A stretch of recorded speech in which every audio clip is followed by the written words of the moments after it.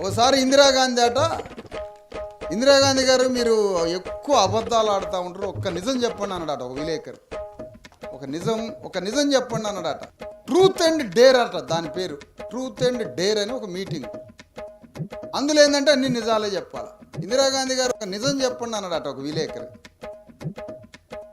మీరు ఎట్లా ప్రధానమంత్రి అయినరు, ఒక ఆడ మనిషి ఎట్లయింది ప్రధానమంత్రి అని అంటే అప్పుడు ఇందిరాగాంధీ చెప్పిందట, తప్పదంటవా నిజం చెప్పాలనా? చెప్పాలా, ఈ ఆట పేరే ట్రూత్ అండ్ డేర్ అని, మరి నిజం చెప్పాలా.